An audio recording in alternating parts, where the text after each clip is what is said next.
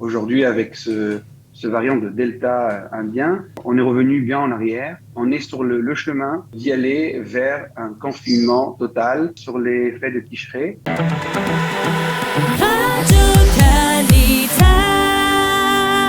Le gouvernement réuni hier a pris des décisions concernant la vague que l'on connaît, la vague nouvelle vague de contamination que l'on connaît. Et pour parler justement de ces différentes mesures annoncées hier, nous sommes ce matin avec Avi Slama. Bonjour Avi. Bonjour. Merci d'être avec nous ce matin. On fait appel à vous parce que vous suivez bien entendu depuis le début de cette crise du corona toutes les mesures qui ont été prises au cours des différents mois et au cours des différentes vagues. Alors, on parle là déjà d'une quatrième vague. On va commencer justement par parler des décisions qui ont été prises d'une manière générale.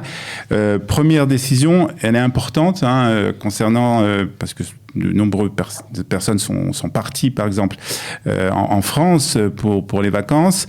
Et à leur retour, si elles reviennent après le 11 août, elles vont devoir être en confinement, elles vont devoir être en isolement. Alors, est-ce que vous pouvez nous expliquer ? Alors, tout d'abord, il faut bien comprendre que la France n'est pas un pays rouge et un pays en risque. Et il y a une très grande différence. Un pays rouge, c'est un pays dans lequel on ne peut pas voyager et on ne peut pas revenir. Mais en fait, un pays qui est en risque, c'est juste un pays duquel il y a un bidoud qui est un peu plus long. Le bidoud, le confinement, il est d'une semaine. Et après une semaine, on peut faire un test PCR comme négatif et on peut sortir du bidoud. Je sais que c'est très frustrant d'entendre ça, surtout pour des gens qui sont partis avant de le savoir. Et surtout pour des gens qui veulent venir et qu'une semaine de bidoud, c'est compliqué. Mais malheureusement, la situation en Israël n'est pas facile. Et on connaît aussi la situation en France qui est encore plus compliquée qu'ici. Et c'est pour ça que ces décisions ont été prises hier. Hier, malheureusement, il y a des gens qui ont mis les échos très très vite et ils n'ont pas laissé le temps de comprendre les instructions. Et en fait, c'est pas ce vendredi-là, mais c'est mercredi 11 août prochain. C'est ça, il y a eu une petite confusion autour de la date d'entrée en vigueur donc de cette décision concernant donc le confinement pour les personnes qui reviennent de France. Encore un mot, est-ce qu'il y a un moyen de raccourcir cette période de 7 jours, Avi ? Non. En fait, pour raccourcir à 7 jours, il faut faire un test PCR à la fin de 7 jours pour être négatif. Et à partir de là, on peut sortir après 7 jours et pas après 10 jours.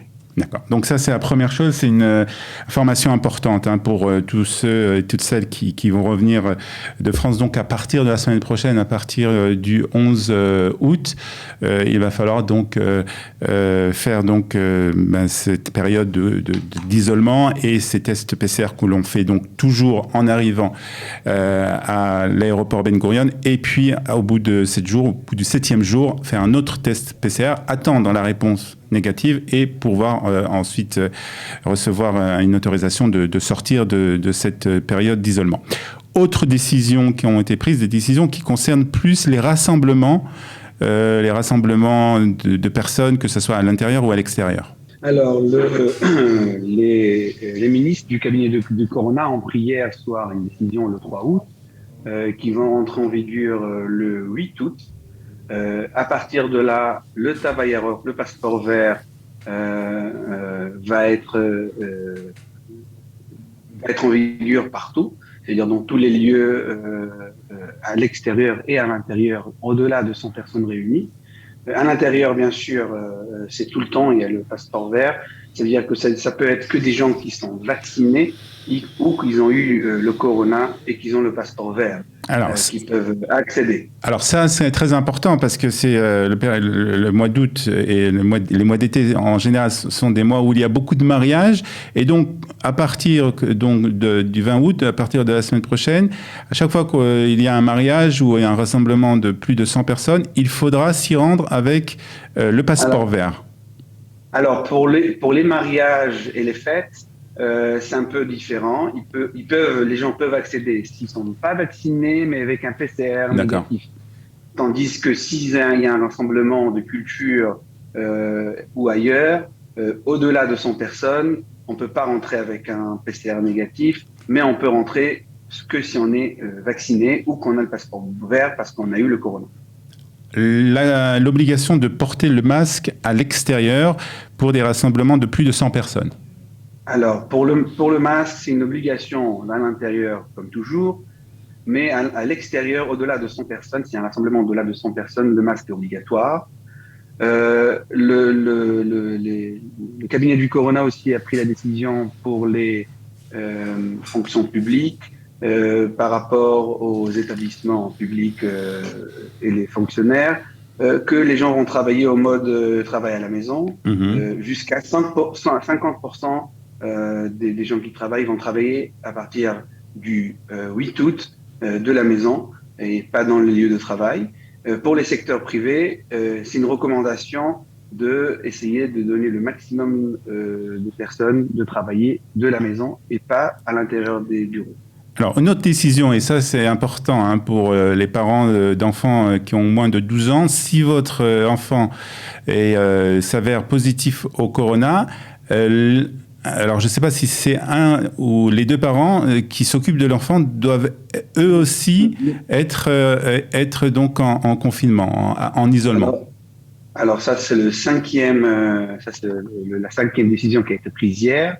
L'obligation elle est d'un parent qui s'occupe de l'enfant doit rester en bidoude avec l'enfant tout le temps que l'enfant est en bidoude. En gros c'est encore une fois une semaine avec des tests PCR négatifs de l'enfant et de l'adulte. Donc ça, c'est une décision importante concernant les parents qui devront rester avec leur enfant pendant cette période, si l'enfant a moins de 12 ans, bien entendu, qui devront rester donc à la maison avec l'enfant pour être en isolement avec lui. Une décision qui a été prise aussi, on parle de plus de contrôle de police pour justement, concernant justement le port du masque et puis aussi pour vérifier le respect de l'isolement. Toutes ces mesures à vis sont prises dans un but, essayer d'éviter, parce qu'on en parle déjà, et on en parlait, c'était des rumeurs qui couraient jusqu'à présent, et là, ça devient de plus en plus quelque chose de presque sûr, on va dire, bien qu'aucune décision n'a encore été prise. C'est pour éviter un confinement pendant la période des fêtes de Tishri. Alors, pour les fêtes, déjà, pour l'instant, on va parler des synagogues. Les synagogues, ils sont aussi concernés de tous ces ordres-là qui ont été pris, toutes les décisions qui ont été prises, parce que les synagogues, bien sûr, contiennent des gens à l'intérieur. Alors, tous les gens qui vont à la synagogue doivent avoir le passeport vert, bien sûr, tous ceux qui sont au-dessus de 12 ans. Ceux qui sont en dessous, alors, en gros, ils doivent venir avec des tests PCR négatifs 3 jours à l'avant, mais pour cela, je pense que les synagogues vont savoir comment faire. Par rapport à la deuxième question, je pense que cette fois-ci, on est dans une période un peu compliquée et surtout frustrante parce que les vaccins, on était le premier au monde de faire des vaccins. Tout le monde était dehors, à l'extérieur. On a bien pensé que le corona est derrière nous, mais en fait, aujourd'hui, avec ce variant de Delta indien, c'est vraiment, on est revenu bien en arrière et c'est vrai que on est sur le chemin d'y aller vers un confinement total sur les fêtes de Tishrei et je pense que c'est à nous de l'éviter. Alors comment on fait pour l'éviter ? Comment on fait pour l'éviter ? Comment on fait pour l'éviter ? On arrête on commence par mettre les masques partout. Et on se dit pas, bon, c'est rien, c'est pas moi, c'est pas pour moi, etc.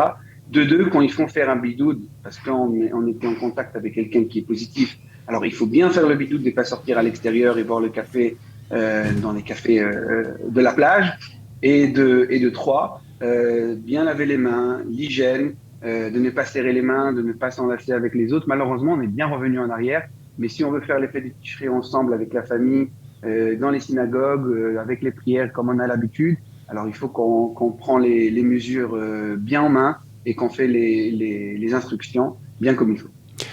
Très bien, Wissam, merci pour toutes ces explications. Un mot peut-être sur la vaccination pour terminer, la vaccination des plus de 60 ans. Alors, est-ce que cette vaccination va arriver à freiner peut-être cette vague de contamination, ou c'est tout simplement pour protéger les personnes âgées? Alors, tout d'abord, c'est la base, bien sûr, c'est de protéger les gens âgés au-delà de 60 ans, parce que du moment que la plupart des gens qui sont au-delà de 60 ans reçoivent ou ils sont infectés du corona, tout de suite, ça arrive malheureusement à des maladies très importantes. Et c'est pour ça que la vaccination au-delà de 60 ans est très importante. Ceux qui me suivent sur les réseaux sociaux savent que j'ai des groupes de diffusion de WhatsApp. Et là, on verra tous les jours des informations sur le corona et d'autres choses très importantes pour la communauté francophone. Et aujourd'hui, c'est très, très facile de faire la vaccination. Je pense qu'on va voir dans les jours à venir que la vaccination, le troisième vaccin va être pour les gens au-delà de 40 ans. Ouais. Et là, ça va être vraiment pour éviter le confinement et la quatrième vague, même si on est déjà bien dedans. Bien, merci beaucoup en tout cas, Wissam, pour toutes ces explications, et merci d'avoir été avec nous ce matin sur Studio Qualita. Bonne journée.